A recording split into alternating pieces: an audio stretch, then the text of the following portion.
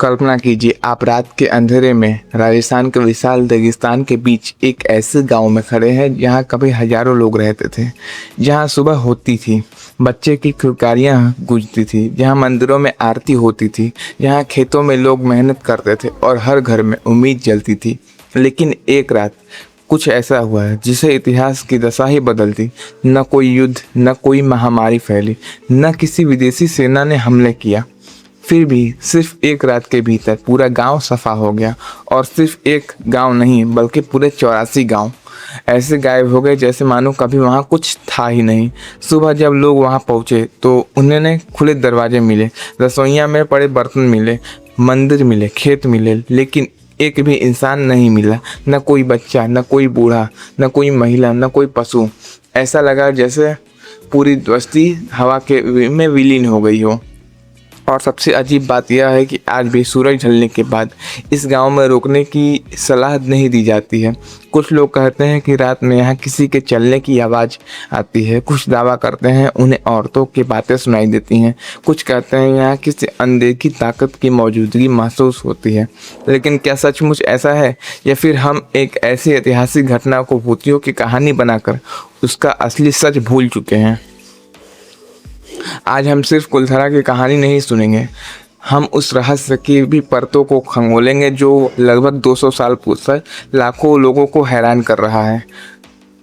राजस्थान, जहां हर किला, हर हवेली और हर खेत का कण अपने भीतर इतिहास छुपा रहा है। इस रेगिस्तान में जैसलमेर से लगभग 18 किलोमीटर दूर स्थित है कुलधरा। दिन में यह जगह बिल्कुल सामान्य लगती है। दूर दूर तक फैले हुए पत्थरों के घर, खंडहर बन चुकी गलियां, टूटे हुए मंदिर और कैमरा लेकर घूमते पर्यटक। हर साल हजारों लोग यहाँ आते हैं। कोई इसे भारत का सबसे भूतिया गांव कहकर, तो कोई इसे रहस्यमय पर्यटक स्थल, और कोई इसे अधूरी प्रेम कहानी का अंत। लेकिन सवाल यह है कि क्या कुलधरा की असली कहानी वही है जो हमें बचपन में सुनाई दी थी, या इतिहास के पन्नों में कुछ और ही लिखा गया है? आज हम लोग कथाओं, इतिहास, पुरातत्व और वैज्ञानिक तथ्यों को जोड़ कर देखेंगे, कुलधरा का सच जानने की कोशिश करेंगे। आज यहाँ सिर्फ सन्नाटा है, लेकिन लगभग 200 साल पहले यही जगह जीवन से भरी हुई थी। कुलधरा में लोग रहते थे, पालीवाल ब्राह्मण। ये लोग सिर्फ विद्वान नहीं थे बल्कि बेहतरीन इंजीनियरिंग, व्यापारी और किसान भी थे। सोचिए, यहाँ हर साल बहुत ही मुश्किल से बारिश होती है, वहाँ खेती कैसे संभव है? लेकिन पालीवालों ने एक ऐसा जल संचयन प्रणाली बनाई जिसे देखकर आज के इंजीनियर्स भी हैरान रह जाते हैं। उन्होंने वर्षा के पानी को रोकने के लिए छोटे छोटे बांध बनाए, नालियाँ तैयार की और हद बूंद का उपयोग करना सीखा। यही कारण था कि रेगिस्तान के बीच भी उनके खेत लहलहाते थे। गेहूँ, चना, बाजरा और कई फसलों यहाँ उगाई जाती थी। धीरे धीरे उनकी समृद्धि इतनी बढ़ी कि कुलधरा 84 गांव का केंद्र बन गया। दूर दूर से व्यापारी आने लगे, यहाँ व्यापार होता था और पूरे इलाके में पालीवाल ब्राह्मणों का सम्मान होता था। लेकिन इतिहास गवाह है, जब कोई बहुत अधिक समृद्ध हो जाता है तो उसकी समृद्धि किसी न किसी की आंखों में चुभने लगती है। उसी समय जैसलमेर रियासत में एक शक्तिशाली दीवान था, सलीम सिंह। उसके बारे में कई लोक कथाएं प्रचलित है। कहा जाता है कि वह अत्यंत महत्वाकांक्षी था और अपनी शक्तियों का खुलकर उपयोग करना जानता था। लोक कथाओं के अनुसार उसकी नज़र कुलधरा की एक सुंदर युवती पर पड़ी।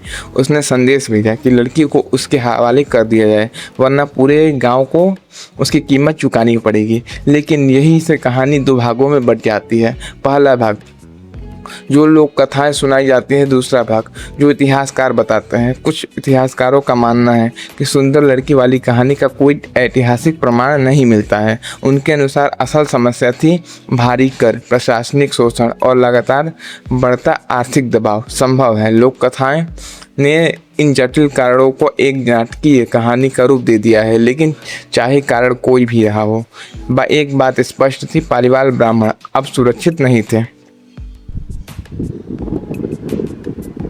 साल बीतते गए लेकिन कुलधरा फिर भी बस नहीं पाया। साल बीतते गए लेकिन कुलधारा फिर भी बस नहीं पाया। यही जन्म लेती सबसे प्रसिद्ध कहानी, जहाँ कहा जाता है कि जाते जाते पालीवाल ब्राह्मणों ने पूरे गांव को श्राप दे दिया था कि जो भी यहाँ स्थायी रूप से बसने आएगा या बसने की कोशिश करेगा वह कभी सफल नहीं होगा। इसी वजह से आज भी कई लोग इस गांव को श्रापित मानते हैं। हालांकि पुरातत्व विद्वानों और इतिहासकारों को ऐसा श्राप का कोई प्रत्यक्ष ऐतिहासिक प्रमाण नहीं मिला है।